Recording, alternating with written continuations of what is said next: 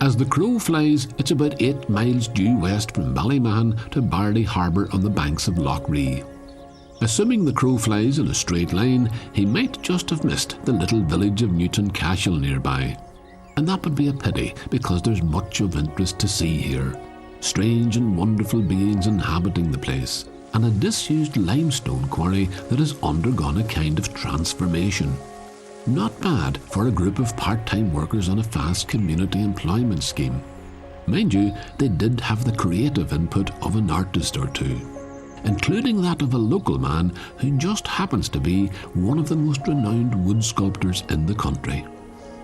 Michael Casey's bog oak creations, crafted from ancient trees preserved by the Longford bogland for thousands of years, have ended up in the display cabinets of the great and the good, visiting dignitaries and heads of state, those to whom the powers that be have decided to give something distinctively Irish and unique. Many of his larger sculptures grace our public spaces, hospitals and churches at home and abroad. Thankfully, he has kept a sufficient number to make a visit to the workshop and gallery that he now shares with his son Kevin at Barley Harbour a memorable experience. The Casey's gallery space is small, but then is really only a portal into the immensity of the shared imagination of father and son. And they share it with us. A hollowed-out piece of elmwood or the gaping jaw of a basking shark. That's my pension. I don't sell those, you know. But I'm looking over at the wall over here as well. The wall is fantastic. I'm pleased with that, yeah. And is that a work in progress or is that It is. We do about 2 feet every year. And I was down, where was it, at the sea in Clare, and I saw a seawall like that, right beside the sea, where the stones were beautifully washed. And then between each field they had a thing called a sheep run. Right. That's just a little lintel across the top. Yeah, lintel across where the sheep used to come through, yeah. Right. So it's lovely to see the thing coming into being. What is it about it that appealed to you most when you first started? Was it the grain of the wood? Was it the shapes that it suggested? Or? I don't know. I started working in wood at 14 years of age. So they let me go to the technical college, you know. And I loved it. Was that carpentry though? Carpentry. It wasn't sculpture? Not sculpture, no. I wish I'd had, but I was nearly 40 when I began to do sculpture. Really? Yeah. Then we discovered the bog oak. We were cycling to Athlone, myself and Ellie and Kevin, and there was a farmer pulling this big tree out of the bog.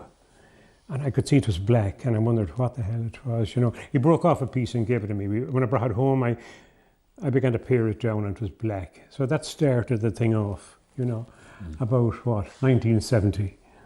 So ever since, I'm fascinated when you hold that oak in your hand and realise how old it is, you know. 5,000 years. It's fantastic, yeah. We must, I don't know, maybe humans relate to wood because it was an organic thing or something like that. You know? I don't know, but the people from the Arts Council would say to me, can you imagine yourself working in bronze or silver or stone? You'd be so better valued and known, you know, but we would never change from it, you know. No. Is there something about the wood itself that you just when like you working love with? wood and when you're growing up with that, you know, I never. So I'm not going to change now at my age, you know. Well, do you still work? A little bit, yeah. My back. The chainsaw work got me, and the shoulders. Right. So it's heavy work at times. It is. So I get a fella to do it for me. Yeah. All right, I have to. The basic tools you have your hands, obviously, and there's a lot of skill involved in that. But it strikes me that you also need the imagination above all. That's more important. More important? You can get skilled people, but it's so hard to get the person with imagination. Are there times when you have very little to do to the wood, except treat it? That was that way. Yeah? Yeah. So you saw it like that and you thought, that's a scene. This is it. And another time, you see out behind, you'll see the shed and there's pieces, 10 or 15 years there, and you never get, all of a sudden, then you might walk out at night. Yeah. You see them. And you see something? And there's a whole group of them, and they're all longing to come to life. But I won't live long enough for that, you know. Well, but it's lovely feeling. But that's what you think you're doing. You're kind of creating. Giving them a new life. Giving them a new life. From the trees, you know. I understand. When Michael Casey does eventually decide to down tools for the last time, which I hope will not be for many years yet to come, he will do so happy in the knowledge that he has passed the baton on to his son Kevin. That baton is in here somewhere, and Kevin finds it regularly. turning it into the slender slivers of bird-like grace that have become his own trademark. But he also takes on large-scale projects like this grave monument that he's now preserving with several sprayings of linseed oil. What Michael has really imparted to Kevin in the time they've worked together, apart from the skilled hands and the discerning eye, of course, is a wealth of knowledge and experience, the sheer joy of breathing new life into ancient wood, and above all, I think, patience. The bog shapes these pieces naturally. So the way I work, some pieces I work naturally, what the natural shape has come from the bog. Other pieces I will impose my own ideas on it, if you understand. So in a case like this is a memorial for a grave, and the people like the idea of, it's to depict the two hands rising up. And they do look like hands. They do, at the yeah, top. yeah, they do at the top, yeah. So a lot of these pieces suggest themselves in the sense that They do, yes, oh yeah. I want to be hands. And you need a bit of imagination as well. Well, this is it. But even to see that, because when it comes into you, oh yeah, it's in its raw state. It's not jumping out and saying, look at the shape of me. No, it's no. Something like these. You'll see some of these pieces here. These are very rough and raw. They've come in from the bog like that. Right. They're left there to dry. When they come from the bog, they're about 80% moisture, very, very wet. Really? And it takes about 3 to 4 years natural air drying. 3 to 4 Yeah, years? yeah. You can't work on them until they You can work on it, but to be able to put it into a house, indoor, room temperature is 20 degrees. If the moisture isn't gone out of the timber, it will crack, it'll split. Yeah. Generally 10 to 12% is our level that we want the pieces to be at. Right. So That's like moisture, you mean? moisture, yeah. Right. When it's wet, it's nice and soft, easy to cut. Right. But when it's dry, it's nearly like steel. You would have to sharpen the saw many times. Get away. Yeah, Right. yeah, So it's hard stuff. yeah. At this stage, it's all raw material to you. It's raw material. We don't. Some pieces are left here, and you might pass by every few days or weeks or whatever, and you'll see nothing. And maybe one day you get inspiration, and you'll see it all of a sudden. Turn it another way, or turn it left or right, and then something will appear out of it. Like a piece like this isn't as interesting as, say, a piece like this. Yeah, yeah. When you see that there now, like it's very hard to see at the moment, but.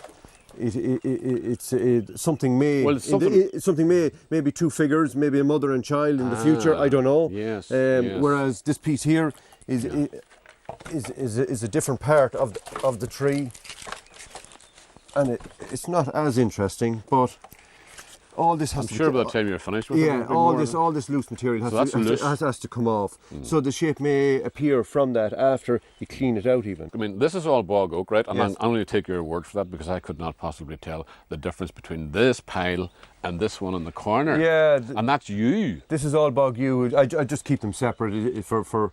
But how do you tell the difference, Kevin? I mean, seriously. Well, like with the bog oak, you can see it's black, but then you can see pieces in here. These are all, as I say, in the rough form. This is all you and This here. is all bog yew, yeah. Okay. Like there's a lovely piece now. Oh, look at that, yeah. And you can see the reddishness, can't you? can see the reddish so brown. that's been in the bog for the same length of time. It has, yes. And there's a lovely grain in the bog yew. Yeah. Lovely grain in the bog yew. You don't really see it there when it's polished up. What you would have seen in the studio, it really brings out the grain in the timber. But do you know when you see the grain and you realise that was alive and growing. Well, yes. More than 5,000 years ago. Yeah, well, 5,000 years exactly. in the bog. Yeah. So before all of Ireland's history as we understand it, That's it, this indeed. boy was grown in the country. Yeah. So that's going to make a nice piece at some stage. This would sound like a very silly question. Do you actually still enjoy it? Oh, I do indeed, Take pleasure in doing yeah, it? I do indeed. Yeah, I'm my own boss. I live right beside where I work. I only have to walk 20, 30 feet and I'm at my workplace. No commuting or anything like that, so that's the great thing. And I have the lake beside me here.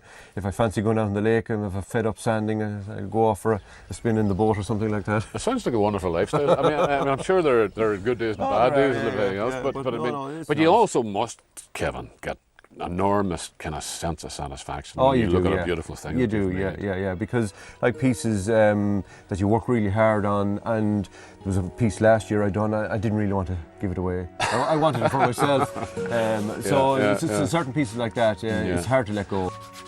And that I can understand. It must be difficult to part with something that's been 5,000 years in the making in the bog before you brought it into the light of day and gave it a whole new existence.